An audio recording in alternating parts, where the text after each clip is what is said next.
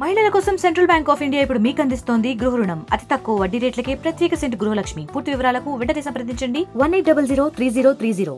4వ తరగతి ఉద్యోగుల కోసం కేటాయించినటువంటి స్థలాలు వివాదంగా మారాయి. 1880లో ఈ 4th క్లాస్ ఎంప్లాయీస్ ఎవరైతున్నారో వాళ్ళకు వచ్చేటువంటి జీతాల వల్ల నివాస స్థలాలు ఏర్పాటు చేసుకోలేని పరిస్థితి, స్థలాలు కొనలేనటువంటి పరిస్థితి ఉందని అప్పుడున్నటువంటి ప్రభుత్వము ప్రత్యేకంగా ఒక కాలనీ ఏర్పాటు చేయాలి, వాళ్ళకు సొసైటీ ఏర్పాటు చేసి సొసైటీ ద్వారా కేవలం సెంటు 1300 రూపాయలకు మాత్రమే స్థలాలు ఇవ్వాలని ఉద్దేశంతో ఏర్పాటు చేసినటువంటి కాలనీ ఇవాళ వివాదాస్పదంగా మారింది. దీనికి ప్రధానమైనటువంటి కారణం 4th క్లాస్ ఎంప్లాయీస్ కాలనీ ఏర్పాటు చేశారు. ఆ కాలనీలో ఉన్నటువంటి అన్ని డిపార్ట్మెంట్స్కి సంబంధించిన పనిచేస్తున్నటువంటి 4వ తరగతి ఉద్యోగులు ఎవరైతే ఉన్నారో ఆ ఉద్యోగులకి స్థలాలు కేటాయించింది ప్రభుత్వము.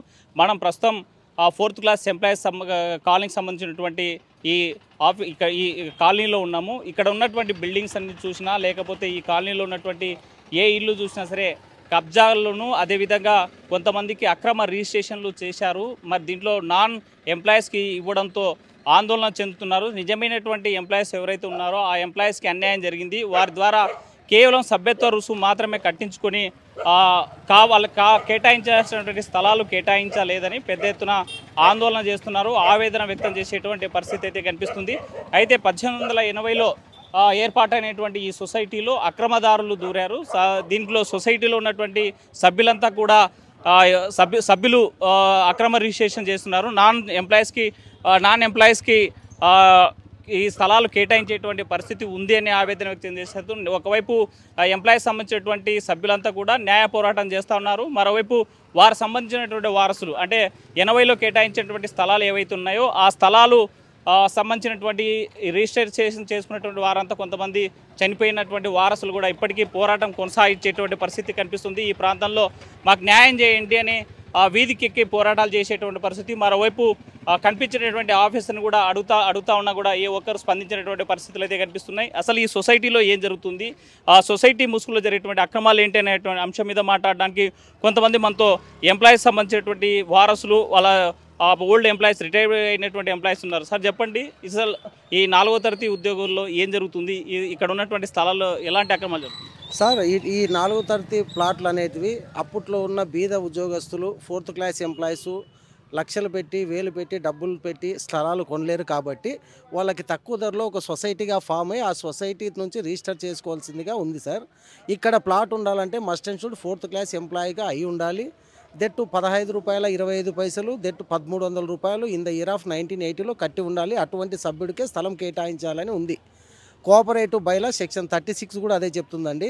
కానీ ప్రెసిడెంట్లుగా పనిచేసినటువంటి బాలనరసింహులు, గోపాలు, ప్రస్తుత ప్రెసిడెంట్ అయిన నాగరాజు వీళ్ళంతా కొన్ని లక్షల డబ్బులు తీసుకొని నాన్ 4th క్లాస్ ఎంప్లాయీస్ని 4th క్లాస్ ఎంప్లాయీస్గా చిత్రీకరించడం, వాళ్ళకి రిజిస్టర్లు చేయడం జరుగుతుంది. సార్, ఇప్పటికి 2006లో ఒక ఎంక్వైరీ జరిగింది, 2014లో ఒక ఎంక్వైరీ జరిగింది, 2017లో ఎంక్వైరీ జరిగింది.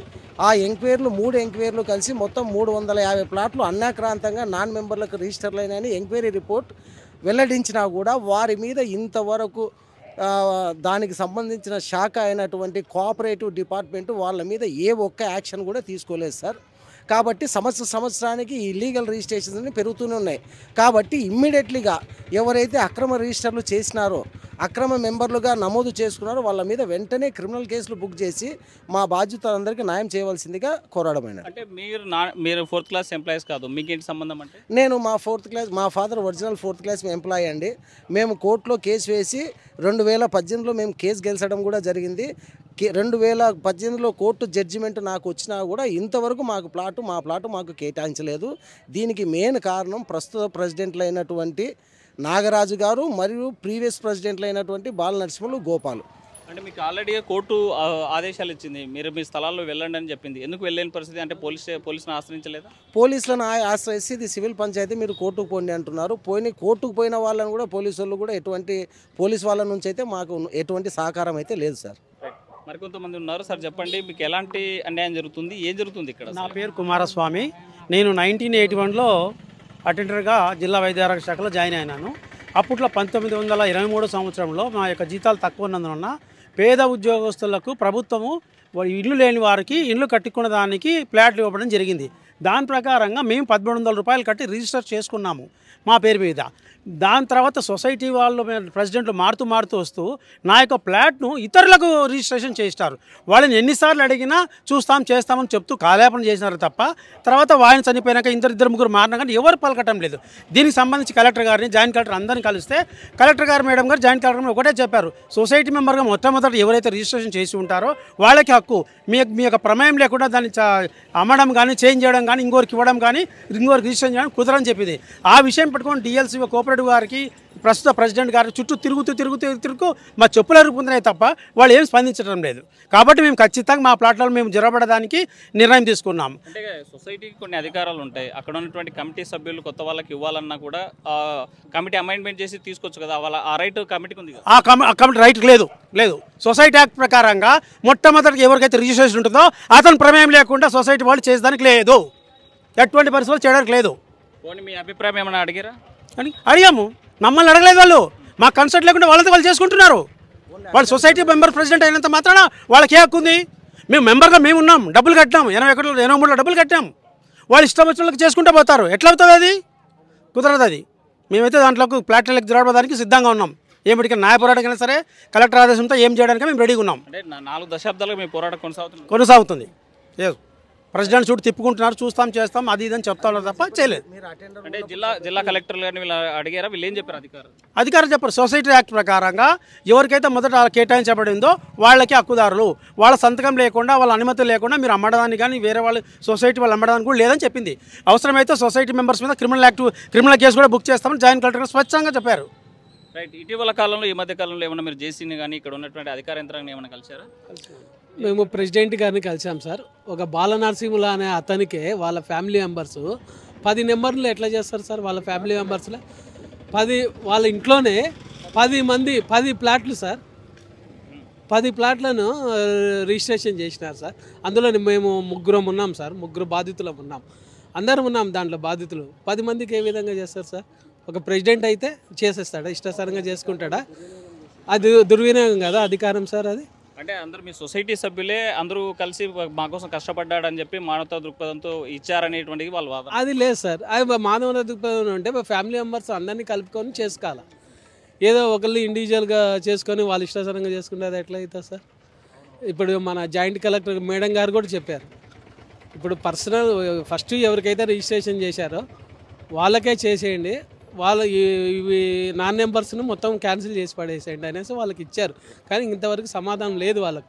వాళ్ళ దగ్గర ఇప్పటి నుంచి కాదు సార్, 5 years నుంచి ఏ కలెక్టర్ వచ్చినా అదే చెప్తున్నారు, అదే పోతున్నారు. కానీ కలెక్టర్ పాపం ట్రాన్స్ఫర్స్ అయిపోతుంటారు, మళ్ళీ రెడ్ వచ్చే మొదలు మా పరిస్థితి అట్లా అయింది సార్. ఇప్పుడు పోయినసారి మేడం గారు ఉన్నారు పాపం, మాకు సపోర్ట్ ఇచ్చారు.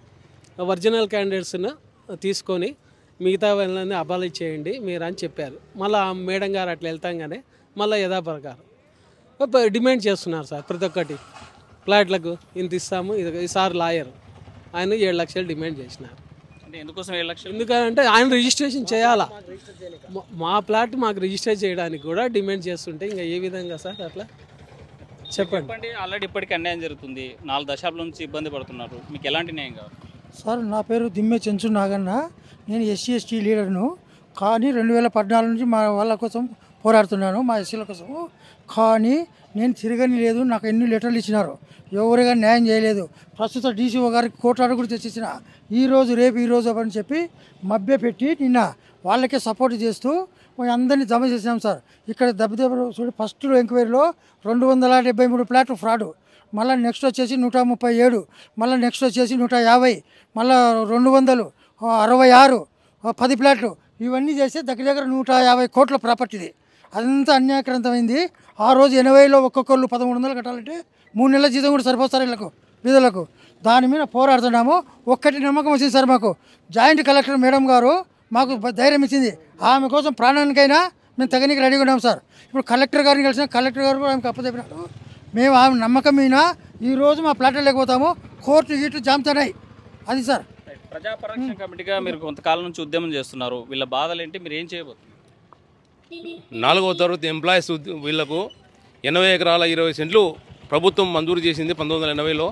వీళ్లకు 1500 ప్లాట్లు ఎంప్లాయీస్కు 4th క్లాస్ ఎంప్లాయీస్కి అలాట్మెంట్ చేయాలా, 1050 మందికి మాత్రం ఎంప్లాయీస్కి 4th క్లాస్ ఎంప్లాయీస్కి అరేంజ్ చేశారు. ఈ ప్రెసిడెంట్ సెక్రటరీ నాన్ ఎంప్లాయీస్కు రిజిస్టర్ చేసి ఈరోజు 450 ప్లాట్లు ఇక్కడ మార్కెట్ వాల్యూ ఒక సెంటు 25 లక్షలు పలుకుతుంది. వాళ్ళు డబ్బుల కకృతి పడి డీసీఓ కూడా డబ్బుల కకృతి పడి ఈ ప్లాట్లని నాన్ ఎంప్లాయీస్కి రిజిస్టర్ చేశారు. మా డిమాండ్ ఒకటే, ఎవరైతే 4th క్లాస్ ఎంప్లాయీస్ వాళ్ళు ఉన్నారో వాళ్ళకే ప్లాట్లు కేటాయించాలని కోరుతున్నాం. ఎవరైతే నాన్ ఎంప్లాయీస్ ఉన్నారో వాళ్ళ ప్లాట్లను వెంటనే డాక్యుమెంట్ రద్దుపరచాలా, వాళ్ళపైన పోలీస్ కేసులు నమోదు చేయాలా. ఇవి ఎంబడే వాళ్ళు ఇల్లు కట్టుకునేటోడుగా ప్రభుత్వం స్వాధీనం చేసి మార్కెట్ వాల్యూ తీసుకోవాలి, కట్టించాలా. అది 4th క్లాస్ ఎంప్లాయీస్కి ఇవ్వాలని చెప్పి మేము డిమాండ్ చేస్తున్నాం. నాన్ ఎంప్లాయీస్ ఎవరైతే ఉన్నారో 450 ప్లాట్లని ప్రభుత్వం డిమాలిష్ చేసి నిజంగా 4th క్లాస్ ఎంప్లాయీస్ ఆ రోజు 1350 రూపాయలు కట్టాలంటే 3 ఏళ్ళ జీతం సరిపోదు. వాళ్ళు ఒక డ్రైవరు ఒక అటెండరు ఈరోజు వాళ్ళ పరిస్థితి దీనస్థితిలో ఉంది. ఈ పోరాటం దాదాపు 1980 నుంచి 44 సంవత్సరాలు అవుతుంది. ఇంతవరకు వాళ్ళకి న్యాయం జరుగుతలేదు. ఈ 450 ప్లాట్లని ఎంప్లాయీస్కి కేటాయించాలని మా ముఖ్యమైన డిమాండు. ఖచ్చితంగా వాళ్ళు కేటాయించే వరకు మేము వాళ్ళ వెంట ఉంటాం. ప్రజా పరిస్థితి తప్పుతున్న ఎల్లవేళ వాళ్ళకు 450 ప్లాట్లు కేటాయించే వరకు జిల్లా కలెక్టర్కి అయితేనేమి సీఎం వరకు కూడా పోతామని చెప్పి వీళ్ళు ఖచ్చితంగా న్యాయంగా వాళ్ళకు న్యాయం జరిగే వరకు పోరాడతామని చెప్పి తెలియజేస్తున్నాను. ఒకవైపు చెప్పండి, కోర్టు తీర్పులు బాధిత పక్షాన ఉన్నాయి. ఆ చట్టాలకు సంబంధించినటువంటి బైలా ప్రకారం కూడా వీళ్ళకి సపోర్ట్ చేస్తూ ఉన్నాయి. అధికార యంత్రాంగం చేయమని చెప్తా ఉన్నా కూడా ఎందుకు ఇక్కడ ఉన్నటువంటి లీడర్స్ కానీ ఈ సొసైటీ సభ్యులు కానీ ఎందుకు చేయలేదు? వీళ్ళు ఎవరైతే ఉన్నారో 4th క్లాస్ ఎంప్లాయీస్ వాళ్ళు చిన్న స్థాయి ఉద్యోగులు కాబట్టి వీళ్ళకు పొలిటికల్ బ్యాక్గ్రౌండ్ లేకపోవడం ఒకటి. వీళ్ళు ఉద్యోగ పరంగా ఆఫీసర్ స్థాయి కింద పనిచేయాలి కాబట్టి వీళ్ళు పై స్థాయి అధికారులను ఎదిరించలేకపోవడం, వాళ్ళ కాడ ధైర్యంగా మాట్లాడలేకపోవడం, వాళ్ళ బాధను కూడా వాళ్ళు చెప్పుకోలేకపోవడం. తర్వాత వాళ్ళు విభజన అక్కడ ఆఫీసుల పరంగా పనిచేసుకుంటూ ఎక్కడెక్కడ దూరంగా ఉండడం వల్ల వీళ్ళ ఐక్యత కోల్పోయింది. వీళ్ళ ఓటుతో గెలిచినటువంటి ఎవరైతే ప్రెసిడెంట్ సెక్రటరీ అనేది రాజ్యాంగబద్ధమైన పదవులు కాదవి. వీళ్ళ ఓటు ద్వారా గెలిచినటువంటి వాళ్ళే ఈరోజు వీళ్ళని రక్షించకుండా వాళ్ళ యొక్క స్థానం అంటే అధికారం తీసుకునేసరికి వీళ్ళకి కేటాయించినటువంటి ప్లాట్లను వేరే వాళ్ళకి విక్రయించడం జరిగింది. అయితే ఇక్కడ 2 దశలు ఇప్పుడు 2 దశల పోరాటం అయిపోయింది. న్యాయపరంగా వీళ్ళు గెలిచినారు. తర్వాత అధికారులకు ఎన్నోసార్లు ఫిర్యాదులు చేసినారు. ఇప్పుడు జరగాల్సింది 2 ఉన్నాయి.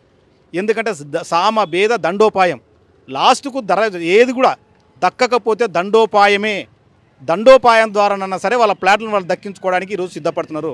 ఏం చేయబోతున్నారు దండోపాయం? దగ్గర ఈరోజు అన్నాక్రాంతమైనటువంటి ప్లాట్లు లెక్క గడితే 150 కోట్లండి. 150 కోట్ల రూపాయల ప్రాపర్టీని అప్పనంగా వేరే వాళ్ళకి అప్పచెప్పినారు.